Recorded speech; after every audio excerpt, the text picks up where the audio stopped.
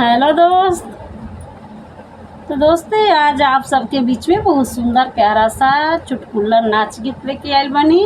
और चुटकुला नाच गीत बहुत सुंदर बा, प्यारा बा, जरूर देखब जा, सुनब जा, कैसा लागल कमेंट में बताइब जा, लाइक सब्सक्राइब करब जा, शेयर भी करब जा।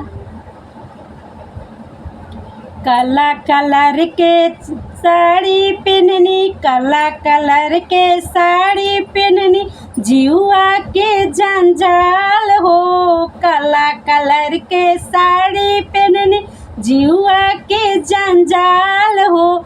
रोड पर के लड़का कहे, रोड पर के लड़का कहे, ई डार्लिंग हमार हो। रोड पर के लड़का कहे, ई डार्लिंग हमार हो। रोड पर के लड़का कहे, बुलोरो चढ़ल मोरे राजा अइले, बुलोरो चढ़ल मोरे राजा अइले, पूछे लगले हाल हो।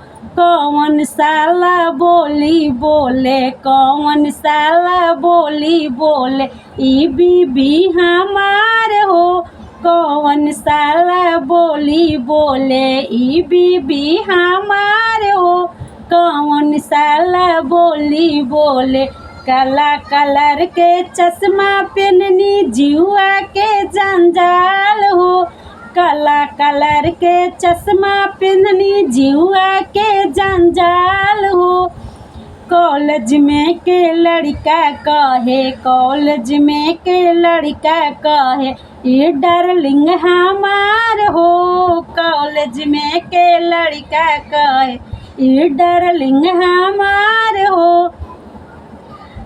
मारुति चढ़ल मोरे राजा अइले, मारुति चढ़ल मोरे राजा अइले, पूछे लगले हाल हो।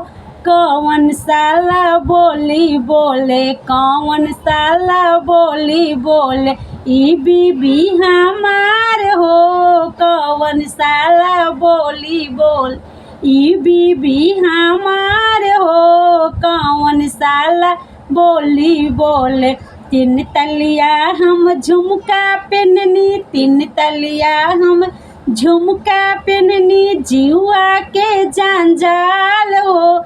राह में के लड़का बोले, राह में के लड़का बोले, ये डार्लिंग हमार हो। राह में के लड़का बोले, ये डार्लिंग हमार हो। राह में के लड़का बोले, बुलेट चढ़ी मोरे राजा अइले, बुलेट चढ़ी मोरे राजा अइले, पूछे लगले हाल हो। कौन साला बोली बोले, कौन साला बोली बोले, ई बीबी हमार हो। कौन साला बोली बोले, ई बीबी हमार हो। कौन साला बोली बोले।